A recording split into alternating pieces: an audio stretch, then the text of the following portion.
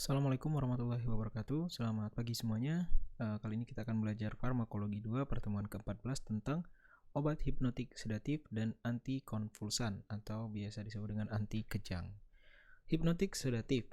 Hipnotik sedatif adalah obat yang mampu menimbulkan sedasi, sedasi yaitu disertai redanya ansietas atau membantu tidur.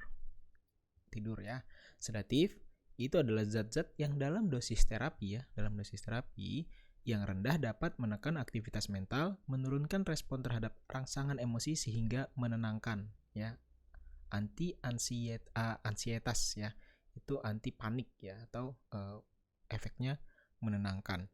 Hipnotik adalah zat-zat dalam dosis terapi diperuntukkan meningkatkan keinginan untuk tidur. Nah, kalau hipnotik ini memang tujuannya untuk tidur dan mempermudah atau menyebabkan tidur. Tapi kalau sedatif untuk menekan aktivitas mental, menurunkan respon rangsangan emosi sehingga menenangkan. Nah, peningkatan obat-obat yang sedatif tadi ini akan meningkatkan atau mengakibatkan efek hipnotik. Jadi awalnya sedatif itu hanya menurunkan respon emosi, aktivitas mental yang pada akhirnya fungsinya untuk menenangkan. Tapi kalau obat-obat sedatif tadi ditingkatkan dosisnya, dia akan menimbulkan efek hipnotik. Apa itu? Yaitu meningkatkan keinginan untuk tidur dan menyebabkan atau mempermudah menyebabkan tidur. Contoh obat yang termasuk hipnotik sedatif jadi ini digolongkan saja jadi hipnotik sedatif, yaitu adalah alkohol, barbiturat, benzodiazepin dan lain-lain. Kurva hubungan respon kalau kita lihat obat A ini adalah obat hipnotik sedatif lama, contohnya alkohol dan barbiturat.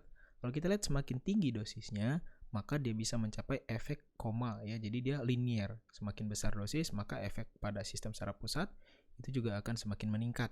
Tetapi obat obat hipnotik sedatif baru, contohnya benzodiazepin, itu kalau kita lihat kurva hubungannya dia tidak menyebabkan koma, tetapi hanya sebatas anestesi saja, walaupun dosisnya terus ditingkatkan. Ini lebih aman karena tidak menimbulkan koma. Farmakokinetik, absorpsi dan distribusi. Kelarutan dalam lemak untuk obat-obat hipnotik sedatif ini berperan menentukan kecepatan masuknya obat-obat ini ke dalam SSP. Ini sudah saya bahas pada pertemuan sebelumnya bagaimana kelarutan dalam lemak, ukuran molekul itu mempengaruhi kemampuan penetrasi dari suatu obat. Semua hipnotik sedatif melewati sawar plasenta pada waktu kehamilan, sehingga obat-obat hipnotik sedatif ini sebaiknya dihindari pada ibu-ibu yang hamil maupun ibu menyusui karena dia juga ditemukan dalam air susu ibu. Biotransformasi atau metabolisme. Perubahan menjadi senyawa larut air dibutuhkan untuk eliminasi obat. Jadi walaupun dia larut minyak, harus dimetabolisme menjadi larut air agar lebih mudah di metabolisme. Bayangkan kalau dia tidak larut air, biotransformasinya misalnya lambat, metabolismenya lambat, maka otomatis obat tersebut akan lama berada di dalam tubuh dan menimbulkan efek yang lebih panjang. Selanjutnya ekskresi.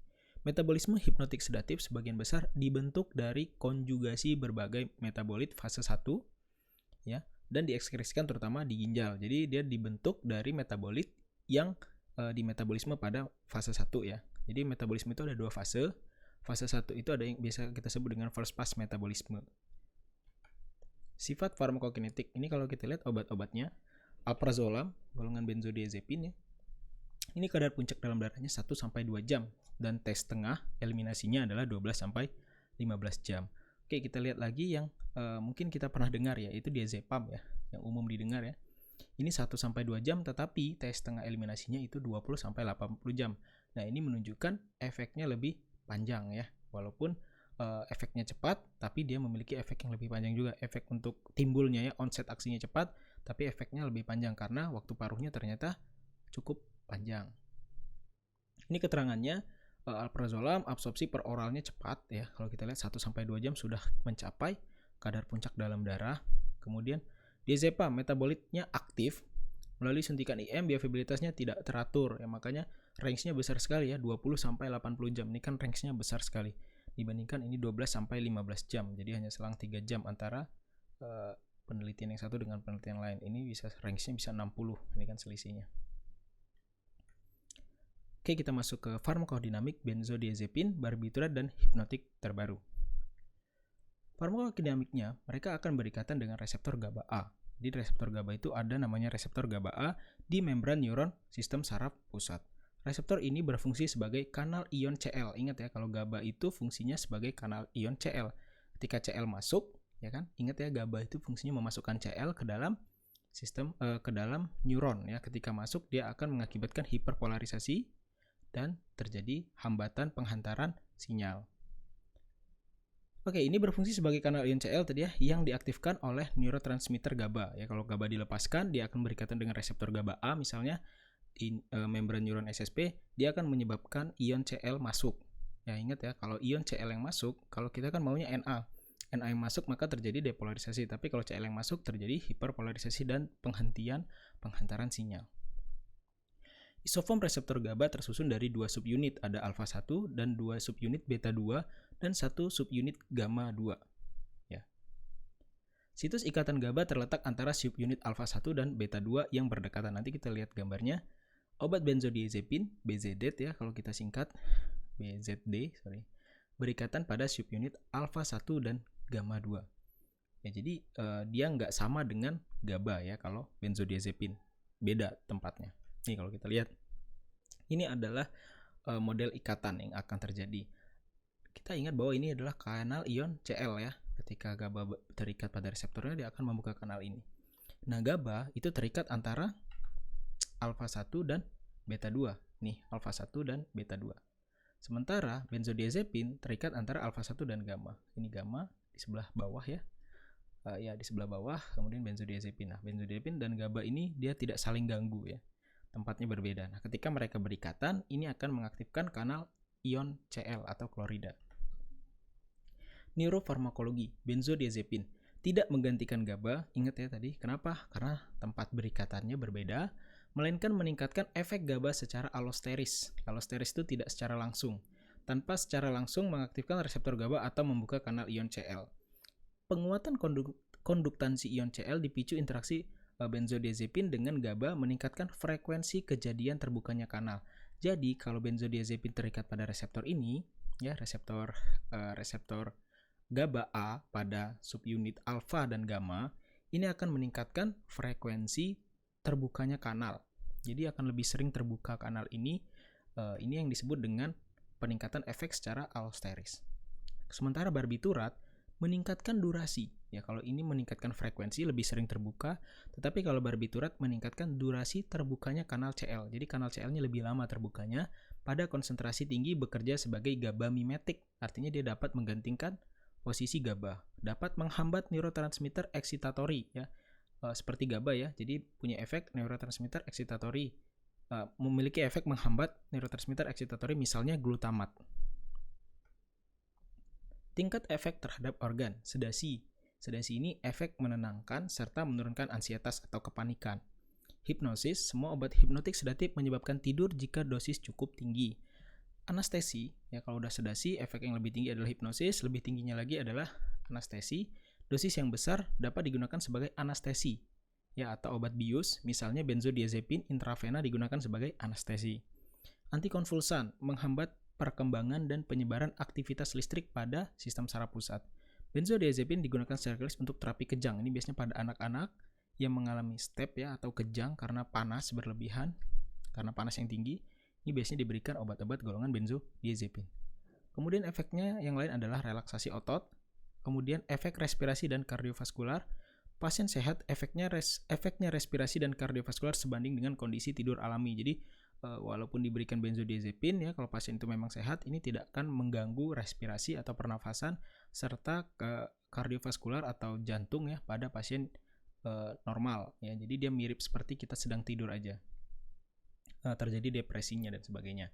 Kemudian toleransi. Penurunan responsivitas terhadap suatu obat setelah pemakaian kontinu umum. Itu disebut dengan toleransi ya. Kalau dia responnya turun pada penggunaan jangka panjang ya.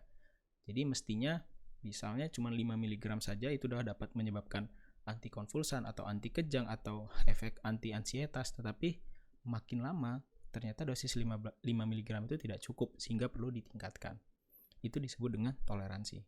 Akibatnya diperlukan dosis yang lebih besar ya, agar memiliki efek yang serupa. Penyebabnya mengapa terjadi toleransi? Meningkatnya laju metabolisme. Jadi obat itu lebih cepat di metabolisme. Ya, sehingga obat yang berada di dalam darah itu lebih sedikit karena sisanya sudah di metabolisme. Perubahan responsivitas pada SSP, pada reseptor, kemudian pada ATP dan sebagainya, itu akan mempengaruhi toleransi dari suatu obat. Kemudian down regulation reseptor BDZ ya, terjadi menurunnya reseptor benzodiazepin. Jadi reseptornya berkurang sehingga dibutuhkan lebih banyak benzodiazepin untuk mensintesis reseptor-reseptor baru dan memiliki efek gitu ya. Jadi kalau benzodiazepinnya dinaikkan dosisnya, maka akan terjadi upregulation reseptor, baru benzodiazepin dapat bekerja sebagaimana mestinya. Nah, ini akibat dari down regulation ya, sehingga benzodiazepin dosis yang normal, dosis biasa itu sudah tidak bisa memiliki efek lagi. Ketergantungan fisiologik digambarkan perubahan keadaan fisiologik yang memerlukan pemberian obat secara kontinu untuk menghindari gejala putus obat. Nah, sehingga obat orang-orang yang mengalami ketergantungan ya, benzodiazepin dan sebagainya, obat hipnotik sedatif, ini harus diberikan secara kontinu.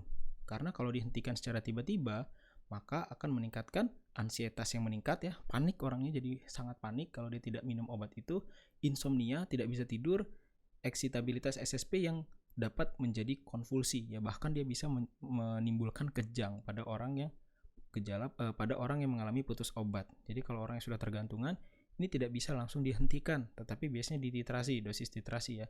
Kita turunkan dosisnya sampai dia tidak memerlukan obat-obat hipnotik sedatif lagi. Selanjutnya antagonis benzodiazepin. Fulmazenil adalah salah satu turunan 1,2 benzodiazepin dengan afinitas tinggi pada reseptor GABA A yang bekerja sebagai antagonis kompetitif. Jadi, fulmazenil ini berikatan pada reseptor yang sama dengan benzodiazepin, tetapi dia memiliki efek antagonis. Artinya apa? Ketika berikatan, dia tidak menimbulkan efek atau tidak mengaktifkan reseptor itu. Ya, jadi dia justru menonaktifkan kalau dia sifatnya antagonis. Beda halnya dengan agonis. Kalau agonis, dia berikatan dengan reseptor dan mengaktifkan reseptor itu. Efek sampingnya adalah agitasi ya, ini bukan agutasi tapi agitasi, gemetaran ya, kebingungan, pusing, dan mual ya, karena ini akibat di mana kanal ion Cl-nya justru tidak terbuka gitu ya, jadi dia penghantarannya secara kontinu, penghantaran sinyalnya justru lebih tinggi ya, karena dia tidak dibuka kanal ion Cl-nya. Pemberian bersama antidepresan TCA dapat menimbulkan kejang dan aritmia jantung. Ya, ini justru berbahaya kalau diberikan bersama TCA, ini trisiklik antidepresan. Contohnya adalah amitriptilin. Nah, ini kalau diberikan bersamaan dengan golongan benzodiazepin, antagonis benzodiazepin seperti fulmazenil, ini dapat menimbulkan kejang dan aritmia jantung atau detak jantung yang tidak beraturan. Farmakologi klinis, pengobatan ansietas ya untuk panik, terapi gangguan tidur untuk orang yang insomnia, epilepsi, kejang ya, anestesi intravena tadi ya. Kemudian mengendalikan keadaan putus obat, etanol atau hipnotik sedatif sejenis. Jadi kalau dia mengalami keadaan putus obat, ya harus diberikan obat serupa ya.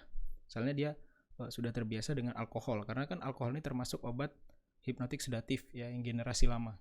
Jadi kalau dia sudah terbiasa minum alkohol, kemudian dia mengalami gejala-gejala sulit tidur, kejang, dan sebagainya ya, panik dan sebagainya, itu biasanya diberikan obat hipnotik sedatif yang generasi baru, misalnya benzodiazepin. Interaksi obat. Umumnya interaksi dengan obat depresan ya, SSP, yang menyebabkan efek aditif, jadi saling menguatkan. Jadi obat-obat depresan, obat-obat yang dapat mendepresi SSP, itu kalau diberikan bersama hipnotik dan sedatif, ini efeknya akan aditif ya, akan semakin mendepresikan sistem saraf pusat. Ini bahaya. Penggunaan bersama alkohol, analgesik opioid, ini contohnya yang depresan SSP, antikonvulsan dan fenotiazin perlu dihindari ya, karena dia akan menyebabkan efek aditif tadi, semakin terdepresi sistem saraf pusatnya. Anti kejang, 1% penduduk Indonesia menderita epilepsi yang ditandai kejang berulang. Ini kita masuk ke materi tentang anti kejang ya, atau antikonvulsan. Farmakologi dasar, kimia biasanya digunakan obat golongan barbiturat, hidantoin, oxazolidinedoin, succinimid, dan asetil urea. Farmakokinetik umumnya digunakan oral dan harus masuk ke SSP agar memiliki efek. Jadi kalau di anti kejang itu biasanya harus masuk obatnya itu ke sistem saraf pusat agar ada efeknya. Bioavailabilitas 80-100% meskipun hanya dapat larut sebagian.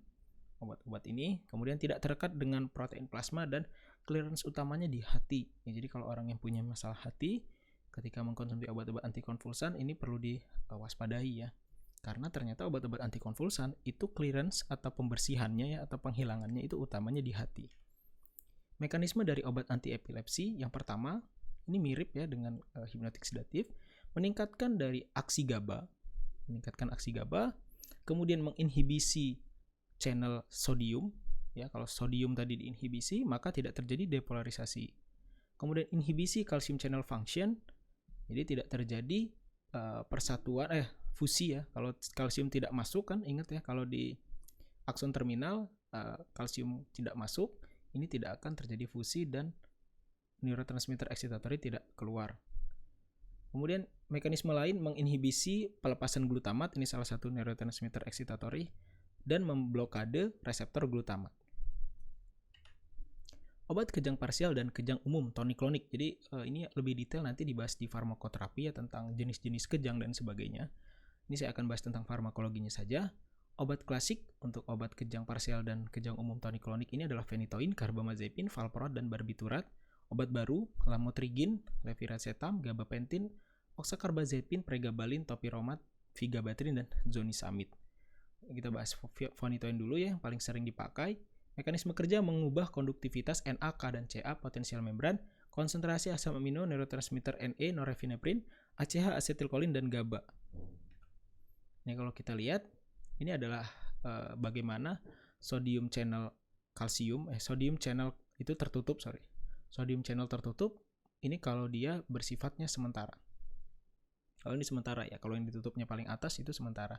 Nah, ketika terbuka, nanti natrium itu bisa masuk, dan ini bersifat permanen ya, inaktivasi. Jadi ini sudah terjadi inaktivasi kalau dia gerbang atau channel yang paling bawah yang menutup pada sodium tadi. Ini adalah bagaimana sodium itu masuk ke dalam sel, dari ekstraselular ke dalam intrasel. Nah, phenytoin itu dipercaya memproteksi kejang melalui voltage dependent block. Ya, jadi dia memblokade sodium channel. Ya, jadi sodium channel itu diblokade sehingga tidak masuk ke dalam intrasel dan tidak menyebabkan depolarisasi dan penghantaran sinyal. Nah, seizure atau kejang itu karena penghantaran sinyal atau penghantaran listrik yang berlebihan. Nah, kalau dia phenytoin itu dapat menghambat penghantaran yang berlebihan tadi dengan cara memblokade natrium, channel natrium, maka tidak akan terjadi penghantaran sinyal atau tidak terjadi depolarisasi secara terus-menerus. Farmakokinetik, absorpsi dipengaruhi oleh formulasi bentuk dosis, ukuran partikel, dan zat tambahannya. Tmax-nya 3-12 jam, terikat sangat kuat dengan protein plasma, diekskresi melalui urin. Beda ya, dia diekskresi melalui urin dalam bentuk metabolit tidak aktif. Pada konsentrasi rendah, dia mengikuti orde 1. Ini sebenarnya di farmakokinetik ya, orde 1 itu dia tergantung dari konsentrasi, berbeda dengan orde 0. Kalau orde 0 itu dia tidak tergantung konsentrasi ya, degradasi, absorpsi maupun eliminasinya. Pada C tinggi nonlinear. Nah, pada konsentrasi tinggi dia bahkan menyebabkan nonlinear, artinya tidak bisa diprediksi bagaimana profil pelepasan maupun profil absorpsinya. Setengahnya 12-36 jam.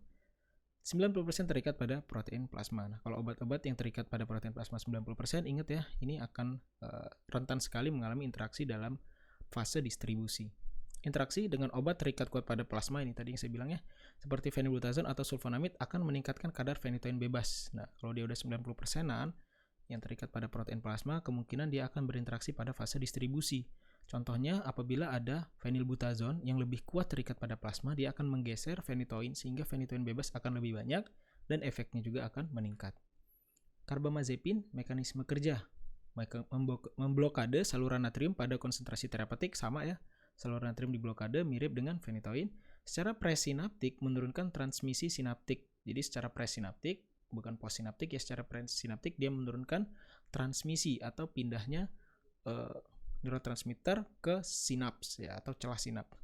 Penggunaan klinis kejang parsial dan kejang umum sebagai sedatif juga ya, untuk menenangkan dan sebagainya. Kemudian untuk gangguan bipolar ini orang yang mengalami sedih, moodnya itu perubahannya sangat drastis ya, bipolar itu. Ini 2 polar itu kutub, jadi ada 2 kutub, dia memiliki 2 kutub ketika dia bermasyarakat gitu, atau ketika dia menjalani kehidupannya, dia memiliki 2 kutub, di mana satu sisi dia sangat mudah senang dan sangat mudah untuk bersedih, itu bipolar ya. Farmakokinetik Tmax-nya 6-8 jam.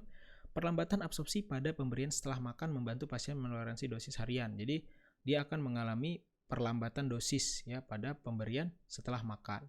Nah, ini bagus ya untuk menurunkan atau membantu toleransi dosis harian.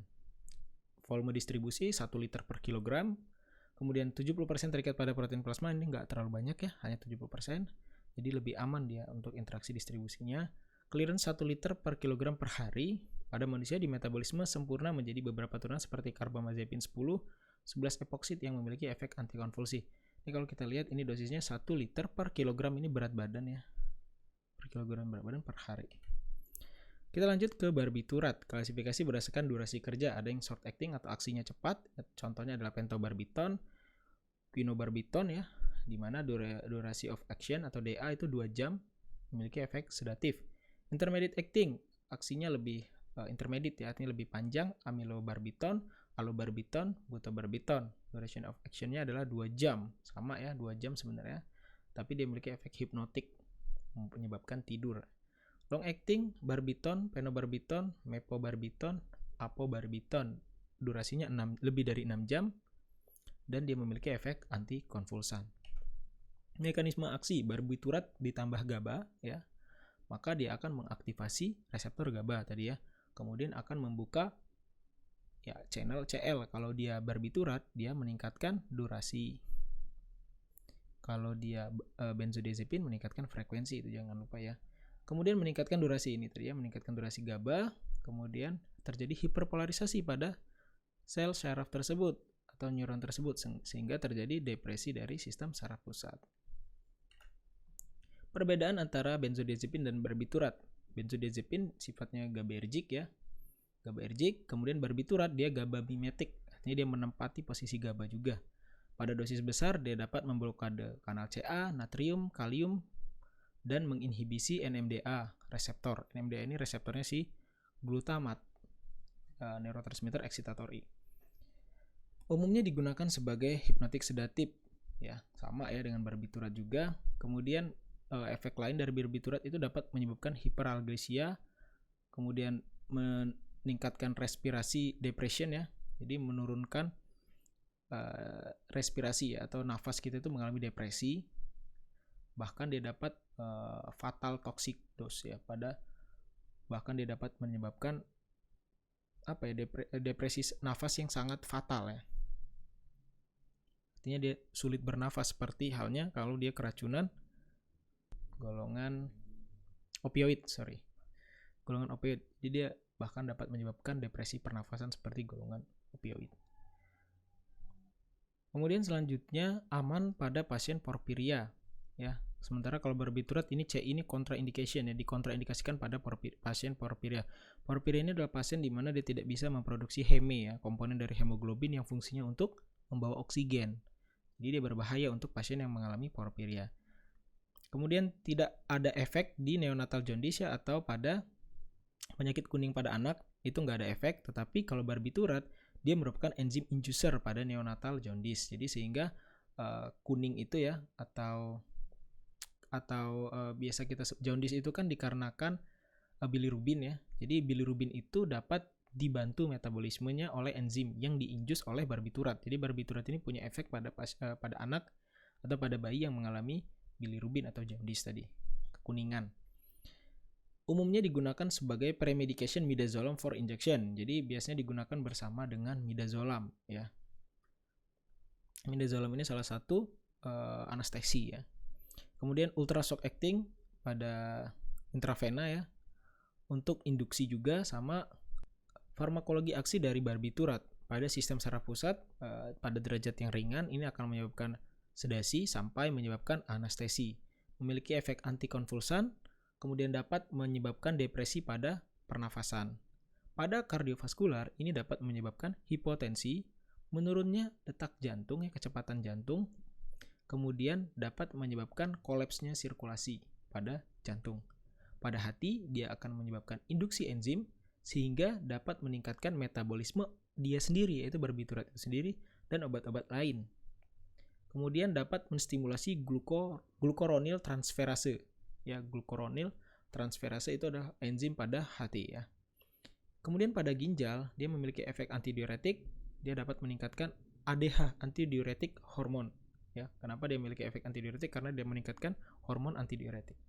Menurunkan urinary output by depressing GFR. Jadi GFR-nya menurun, glomerulus filtration rate, kecepatan filtrasi pada glomerulus di ginjal. Ketika glomerulusnya itu dihambat atau diturunkan kecepatannya, maka dia akan menurunkan output dari urin. Pada mata tidak ada efek ya pada normal dosis, tetapi pada toxic effect pada toxic dosis ya, dia menimbulkan miosis. Pada GIT dia menyebabkan konstipasi. Tapi pada penggunaan jangka panjang, kalau nggak tahu miosis itu seperti ini ya, pengecilan, terjadi kontraksi pupil sehingga cahaya yang masuk lebih sedikit. Kalau yang lawannya itu adalah midriase, ini terjadi pembesaran pupil. Nah, pada mata penggunaan barbiturat ini dapat menyebabkan miosis, pengecilan pupil sehingga pandangan menjadi lebih kabur. Vigabatrin tadi kan barbiturat, sekarang vigabatrin. Fungsinya menginhibisi GABA transminase yang fungsinya mendegradasi GABA ya. Jadi GABA ini akan didegradasi oleh GABA transminase. Nah, fungsi vigabatrin menghambat yang mendegradasi GABA sehingga GABA nanti di sinaps itu atau di celah sinaps itu menjadi lebih banyak. Efektif pada epilepsi refraktori, khususnya pada partial seizure atau kejang parsial dengan atau tanpa kejang umum ya, generalization. Efek sampingnya yaitu terjadi perubahan kebiasaan ya, depresi dan psikosis ya, terjadi delusi dan halusinasi kalau dia mengkonsumsi vigabatrin, drowsiness, kemudian amnesia, visual field contraction, motor disturbance, agitation in children. Jadi dia dapat menyebabkan gemetaran dan sebagainya. Lamotrigin mekanismenya memblok sodium juga dengan kalsium ya, jadi kalsium maupun sodium itu dihambat oleh lamotrigin. Penggunaannya spektrum luas anti epilepsi karena dia menghambat baik kalsium maupun sodium. Kondisi sulit disembuhkan pada partial seizure dan GTCS atau generalized toxic clonic seizure. Absence and myoclonic or akinetic epilepsy ya, ini fungsi-fungsinya. Lennox-Gastaut syndrome. Kemudian efek sampingnya adalah sleepiness, dizziness, diplopia, penglihatan ganda ya, sleepiness ini ngantuk dan malas dan sebagainya, ataksia, kemudian vomiting, mual muntah. Dia lebih ditoleransi dari carbamazepine dan phenytoin ya, dia lebih dapat ditoleransi lah, efek sampingnya ini lebih dapat diterima maksudnya. Kemudian dapat mengakibatkan RAS ya. RAS itu adalah kemerahan ya, kemerahan pada kulit. Selanjutnya adalah gabapentin. Gabapentin fungsinya untuk meningkatkan pelepasan GABA. Kemudian tidak memiliki efek sebagai agonis pada GABA reseptor, jadi dia hanya meningkatkan pelepasan GABA. Jadi GABA-nya menjadi lebih banyak. Kemudian menurunkan frekuensi kejang pada refractory partial seizure ya, jadi pada kejang parsial dengan atau tanpa generalization. Kemudian efektif di simple partial seizure dan CPS complex partial seizure, kejang parsial kompleks maupun kejang parsial yang sederhana. Kemudian manic depressive illness dan migrain, jadi dia bisa juga digunakan untuk obat-obat migrain. First line untuk nyeri pada diabetic neuropathy dan postherpetic neuralgia. Jadi dia merupakan first line pada nyeri neuropati diabetes. Jadi kalau pasien diabetes dikasih gabapentin, itu jangan mengira bahwa pasien tersebut mengalami epilepsi atau dia mengalami depresi dan sebagainya, tetapi itu hanya sebagai sebagai obat diabetik neuropatinya ya, nyeri akibat sarafnya itu mengalami kekurangan suplai oksigen ya. Jadi kalau orang diabetes itu kan darahnya kental, nah kemungkinan terjadi sulitnya oksigen itu sampai ke saraf, kemudian gula itu tidak sampai ke saraf dan sebagainya, sehingga menimbulkan nyeri pada saraf. Efek sampingnya dia menyebabkan sedasi yang ringan, kemudian kelelahan ya, dizziness dan unsteadiness ya. Jadi efek samping ini kurang lebih mirip ya, gabapentin, kemudian lamotrigin dan sebagainya itu kurang lebih sama. Kemudian valproic acid atau sodium valproate, multiple mechanism of action-nya Phenytoin lack frequency dependent prolong of NA channel inactivation. Jadi mirip ya dengan phenytoin. Kemudian dia juga dapat memiliki efek seperti etosuximide ya, di mana terjadi penutupan kanal CA2+. Kemudian terjadi augmentasi pelepasan inhibisi transmitter GABA melalui inhibisi degradasi dari GABA itu sendiri dan peningkatan sintesisnya ya. Jadi fungsinya mirip dengan gabapentin ya, yaitu meningkatkan sintesis. Ini fungsinya mirip dengan lamotrigin ya. Kalau lamotrigin kan fungsinya tadi untuk ya menghambat vigabatrin. Jadi ini fungsinya mirip vigabatrin plus dengan gabapentin. Fungsi vigabatrin apa? Yaitu menginhibisi enzim yang mendegradasi GABA dan meningkatkan sintesisnya. Itu adalah fungsi dari GABA ya, gabapentin, Klasifikasi antikonvulsan, ada yang actionnya pada channel ion ya. Contohnya pada channel ion Na ini phenytoin, carbamazepin, lamotrigin, topiramat, asam valproat. Ada etosuximide pada channel Ca, ada asam valproat juga pada channel Ca ya, atau kalsium. Kemudian meningkatkan GABA transmission ya, meningkatkan GABA itu contohnya ada benzodiazepin, kemudian asam valproat, gabapentin, vigabatrin, felbamat. Ya, kemudian yang menginhibit EAA ya, atau excitatory amino acid, sehingga menyebabkan efeknya tidak ada ya, karena kan excitatory amino acid itu contohnya glutamat itu fungsinya untuk memasukkan ion Na ya. Nah, ketika diinhibisi si neurotransmitter excitatory ini, maka tidak akan terjadi penghantaran sinyal. Ini contohnya obat-obatnya adalah felbamat dan topiramat. Ya, ini mirip ya. Kita masuk saja ke yang terbaru ya, mekanisme aksi dari anti-epileptic drugs. Yang terbaru itu vigabatrin secara irreversibel menghambat GABA transminase. Ingat ya, GABA transminase ini fungsinya untuk mendegradasi GABA. Jadi kalau dihambat maka GABA akan lebih banyak. Tiagabin menginterfere ya, atau mengganggu reuptake GABA. Jadi GABA itu setelah dipakai ya, setelah berikatan dengan reseptornya, dia akan di-reuptake. Nah, kalau reuptake-nya dihambat, maka GABA-nya masih berada di celah sinaps kan. Jadi kan gini nih. Ini kan kita anggap sinaps, presinaps, dan ini ada sinaps ya.